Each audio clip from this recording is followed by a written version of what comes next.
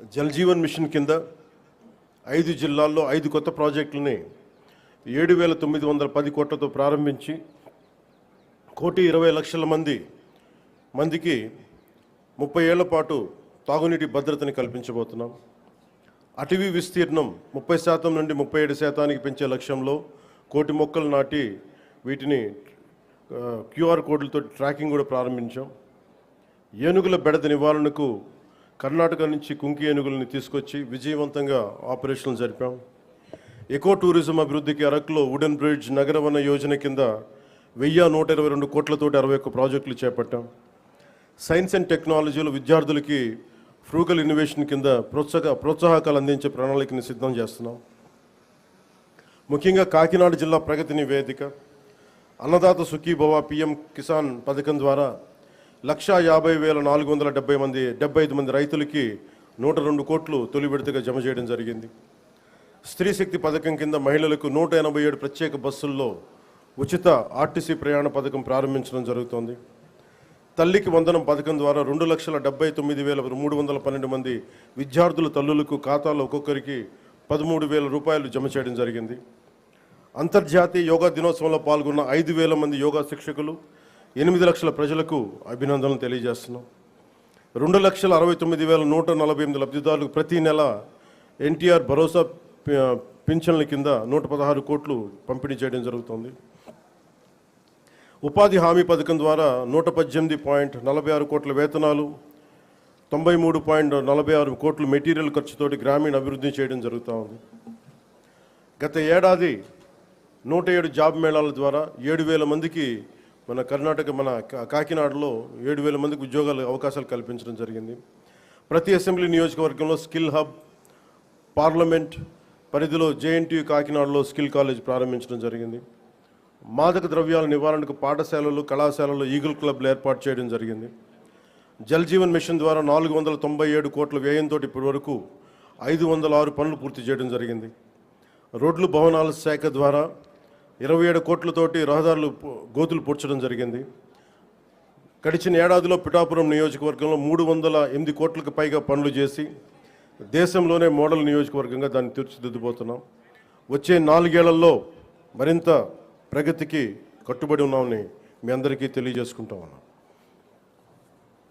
ఇంత అభివృద్ధిని మనం సాధించగలిగామంటే ప్రతిసారి కొన్ని చీకటి రోజులు వస్తాయి ప్రతి ఒక్కరికి.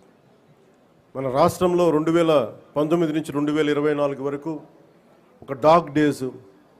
బ్రిటిష్ వాళ్ళు ఎలా పరిపాలించారో, బ్రిటిష్ వాళ్ళు దేశాన్ని ఎలా కబంధ హస్తాల్లో పెట్టుకున్నారో మన రాష్ట్రం కూడా అలాంటి కబంధ హస్తాల్లో పెట్టుకున్నప్పుడు స్వాతంత్ర సమరయోధుల స్ఫూర్తితోటి ఒకటే ఎదుర్కొన్నాం. బ్రిటిష్ వాళ్ళు నేర్పించి వెళ్ళిపోయింది మనకి డివైడ్ అండ్ రూల్, మనల్ని విభజించండి పాలించండి అని. కానీ ఎలా మన కూటమి ప్రభుత్వం మన స్వాతంత్ర సమరయోధుల స్ఫూర్తితోటి యునైటెడ్ అండ్ రూల్, కలిసి ఉందాం, కలిసి పాలన చేద్దాం, ఇదే కూటమి ప్రభుత్వం తాలూకు ముఖ్య ఉద్దేశం. ఈ స్ఫూర్తిని మేము స్వాతంత్ర సమరయోధుల పోరాట స్ఫూర్తిని నుంచి మేము తీసుకున్నది.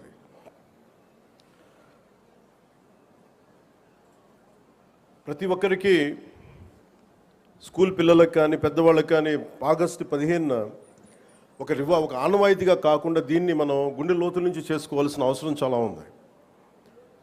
దీనికి వెనకాల ఎంత కష్టపడ్డారు నిన్న ట్వీట్ కూడా చేశాను. ఇదే రోజు నిన్న ఆగస్టు 14న లాహోర్ డిక్లరేషన్ సమయంలో దేశ విభజన జరుగుతున్నప్పుడు, కరెక్ట్గా ఒక 9 నెలల ముందు, సంవత్సరం ముందు దేశ విభజన జరుగుతున్నప్పుడు లాహోర్ కూడా పాకిస్తాన్లోకి వెళ్ళిపోద్ది అని తెలియదు ఎవరికి. సడన్గా డిక్లేర్ చేయగానే దానివల్ల అక్కడ ఉన్న ప్రజలు, భారతదేశ ప్రజలందరూ వెళ్ళిపోవాలి ఇక్కడి నుంచి అని చెప్పి మత ప్రాతిపాదికన పంపించేస్తే అది ఎంత దారుణాలు జరిగినాయి అంటే ఆగస్టు 14 వరకు అక్కడ రాత్రికి రాత్రి కొన్ని దశాబ్దాలుగా, కొన్ని శతాబ్దాలుగా వాళ్ళ దేశం, వాళ్ళ ప్రాంతం అనుకున్నది పరాయి దేశం అయిపోయి అక్కడి నుంచి పారిపోయి ప్రాణాలను అరచేతులు పెట్టుకొని రావాల్సి వచ్చిన పరిస్థితులు.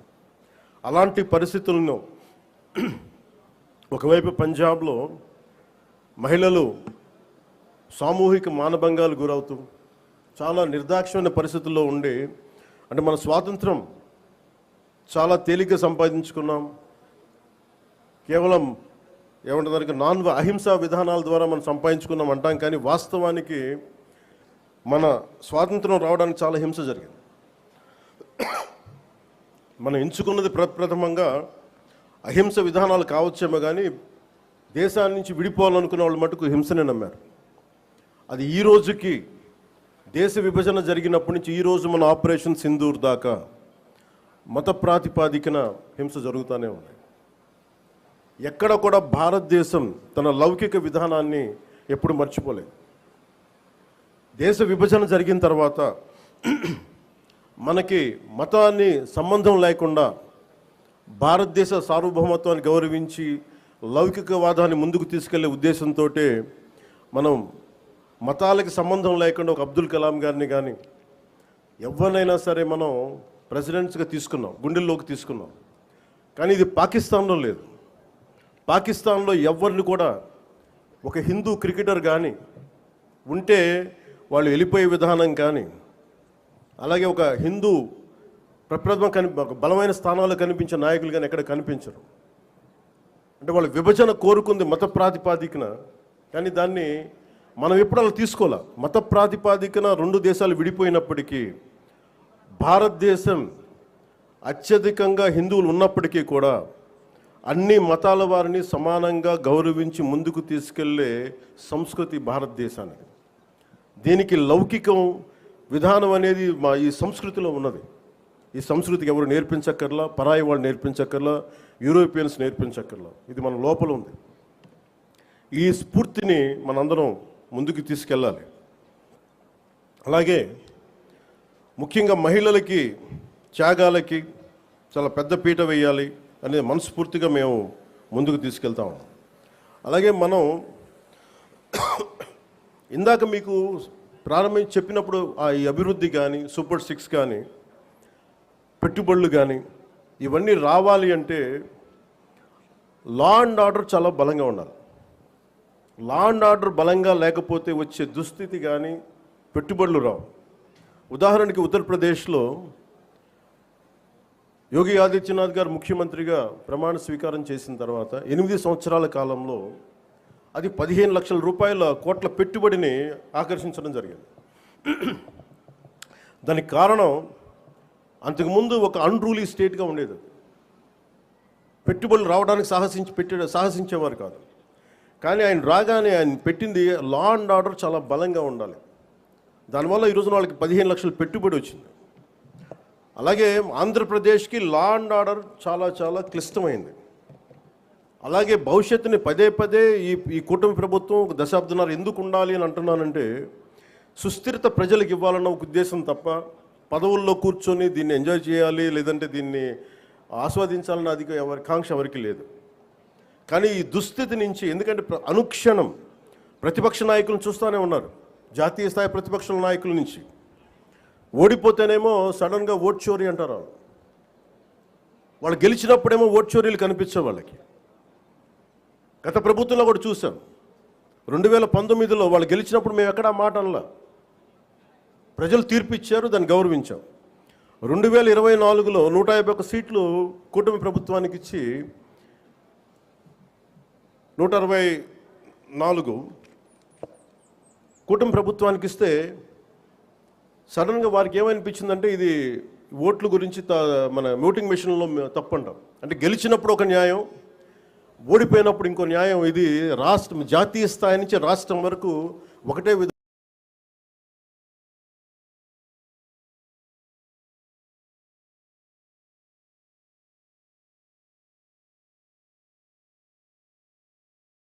దేశాలన్నిటికీ కూడా అంతర్గతంగా అస్థిరత సృష్టించడం వాడి విధానం.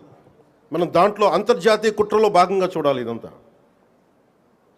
ఎప్పుడైతే భారతదేశం అంతర్గతంగా బలహీనపడద్దో, ఒక కోటని దెబ్బ కొట్టాలంటే బయటోడు కొట్టడం కంటే కూడా లోపల ఉన్నోడు తలుపు తీస్తే వచ్చే నష్టం ఎక్కువ. అందుకని ఎప్పుడు కూడా విదేశీ శక్తులు అంతర్గతంగా ఎవరున్నారు భారతదేశంలో, వాళ్ళకి ఎలాంటి ఇన్ఫర్మేషన్ ఇస్తే బాగుంటుంది, వాళ్ళ ఎజెండాని వీళ్ళందరూ మోస్తున్నారు. దీన్ని ప్రజలందరూ కూడా చాలా సునిశ్చితంగా గమనించాలి. ఇది ఏమైపోతుంటే ఒక్కసారి వాళ్ళని లోపలికి రానిచ్చామా? మీరు 2019, 2024 చూశారు. రోడ్డు మీదకి రావాలంటే భయాలు వచ్చినాయి ఒక్కొక్కళ్ళకి. ఈ రోజున కూటమి ప్రభుత్వాన్ని తిట్టడానికి ఎవరు ఇబ్బంది పట్టట్లా. దేనికంటే ఇది ప్రజాస్వామ్యం, దీన్ని గౌరవించడానికి ప్రతి ఒక్కరికి మాట చెప్పేది. మీరు ఒక బాధ్యతగా మాట్లాడాలి, సద్విమర్శను సంపూర్ణంగా స్వీకరించే పరిస్థితులు ఉన్నాయి. కానీ గత ప్రభుత్వంలో చూస్తే విమర్శ చేయడానికి భయపడేవాళ్ళు, పోలీస్ అధికారులు డ్యూటీ చేయడానికి భయపడేవాళ్ళు, అధికారులు ఎనీ సివిల్ డిపార్ట్మెంట్స్ ప్రతి ఒక్కరు కూడా భయపడేవాళ్ళు. అడ్డగోలుగా దోచేసుకున్నారు. ఇవన్నీ కూడా విదేశీ శక్తులకి ఇది ఆలవాలం అయిపోద్ది. వారికి కనుసైగలు వీళ్ళందరూ మెలుగుతున్నారు. వీళ్ళందరూ అలా చూడాలి దీన్ని. అందుకని ప్రజల్ని నేను కోరుకునేది, ఈ 79వ స్వాతంత్ర దినోత్సవ శుభ సందర్భంగా మీరు అంతర్గత శత్రువుల్ని ఒక కంట ఎప్పుడు మీరు కనిపెట్టి ఉండాలి. నేను కాకినాడ పోర్టు విషయంలో కూడా నేను అంత గొంతెత్తడానికి కారణం, చాలా ఎందుకులే మనం వదిలేస్తా ఉన్నాం. ఆంధ్రప్రదేశ్కి 974 నుంచి 974 కిలోమీటర్ల తీర ప్రాంతం ఉంది. ఇది మన పెట్టుబడులకి చాలా మంచిది. కానీ అది ఒక్కసారి మన సరిగ్గా లేకపోతే అది బలహీనత కూడా అయిపోతుంది. ముంబై దాడుల్లో కూడా అసలు ఏమాత్రం పర్యవేక్షణ లేని పోర్టుల నుంచి వచ్చేసారు. లేదంటే పర్యవేక్షణ ఉన్నా కానీ అమ్ముడైపోయిన వ్యక్తుల ద్వారా ఉగ్రవాదులు వచ్చేసారు. బాంబే దాడులు కానీ ఆర్డీఎక్స్లు వచ్చేసినాయి. ముఖ్యంగా ఆంధ్రప్రదేశ్ తీర ప్రాంతంలో పోలీస్ శాఖ చాలా బలమైన దృష్టి పెడుతుంది. ఎందుకంటే నాకు ఇది కాకినాడ చాలా వల్నరబుల్గా అనిపిస్తుంది ఒకసారి రిపోర్టు చూస్తూ ఉంటే. కలెక్టర్ గారికి తెలుసు, ఎస్పీ గారికి తెలుసు, రాష్ట్ర డీజీపీ గారికి తెలుసు, ఇక్కడ విపరీతంగా డీజిల్ అక్రమ రవాణాలు జరుగుతూ ఉంటాయి. దీన్ని చాలా బలంగా ఎదుర్కోవాల్సిన అవసరం ఉంది. ఓన్లీ బియ్యమే కదా, డీజిలే కదా అని మనం వదిలేస్తే ఒకసారి దోపిడీ, ఒకసారి స్మగ్లింగ్ అలవాటైన వాళ్ళకి బయట నుంచి వెపన్స్ వచ్చే అవకాశాలు ఉంటాయి, బాంబులు తీసుకొచ్చే అవకాశాలు ఉంటాయి. వీటన్నిటినీ కూడా చాలా ఏమరపాటుగా ప్రతి ఒక్కళ్ళు ఉండాలి. సో అందుకని దీన్ని భారతదేశం, మా కమిట్మెంట్, కూటమి ప్రభుత్వం, నారా చంద్రబాబు నాయుడు గారి నాయకత్వంలోని కూటమి ప్రభుత్వం చాలా స్పష్టంగా లా అండ్ ఆర్డర్ మీద, దేశం తాలూకు సుస్థిరత మీద మాకు చాలా సమగ్రమైన అవగాహన ఉంది. ఎక్కడ కూడా కరప్షన్ ఉన్న చోట ఆటోమేటిక్గా దేశం బలహీనపడుద్ది. అలాంటి పరిస్థితుల్లో లేకుండా ఉండాలని మేము సాయశక్తిలో ప్రయత్నం చేస్తాం. వాటన్నిటికంటే కూడా ప్రజలు నేను కోరుకునేది, మీరు ఎరుకుతో ఉన్నంతకాలం అంటే డెమోక్రసీ ఈజ్ ఎటర్నల్ విజిలెన్స్ అంటే మీరు నిరంతర పహారా కాసే తప్ప ప్రజాస్వామ్యం బలపడదు. అందుకని మీరందరూ నిరంతరమైన విజిలెన్స్తో ఉండాలి, నిరంతరం ఇప్పుడు ఒక పహారా మనస్తత్వంతో ఉండాలి అనేది నేను మీ అందరికీ కోరుకుంటూ ఉన్నాను. అంటే ఇవన్నీ మనం ఎక్కడో కశ్మీర్లో జరిగిన ఇష్యూస్ మనకేంటి అనుకుంటే, ఆపరేషన్ సింధూర్ మన వైజాగ్లోను, మన కావల్లో, నెల్లూరు జిల్లా కావల్లోనూ ఉగ్రవాదులు చాలా దారుణంగా కాల్చి చంపేశారు. దానికి బిఫిటింగ్ రిప్లై ఇచ్చాం, చాలా బలమైన రిప్లై ఇచ్చాం. కానీ మనం పెట్టుకోవాల్సింది, మన లోపల ఉన్న దేశాన్ని సుస్థిరతని దెబ్బతీసే ప్రతి ఒక్క వ్యక్తిని కూడా మనం దృష్టి సారించాలి. ఇది ప్రతిసారి ప్రభుత్వం, పోలీస్ అధికారులు అనే కంటే కూడా ప్రతి ఒక్క పౌరుడి బాధ్యత ఇది. నేను నా వంతు బాధ్యతను నిర్వర్తిస్తున్నాను. అలాగే ప్రతి ఒక్కరు కూడా మీ వంతు బాధ్యతని నిర్వర్తించాల్సిందిగా మనస్ఫూర్తిగా నేను కోరుకుంటా ఉన్నాను.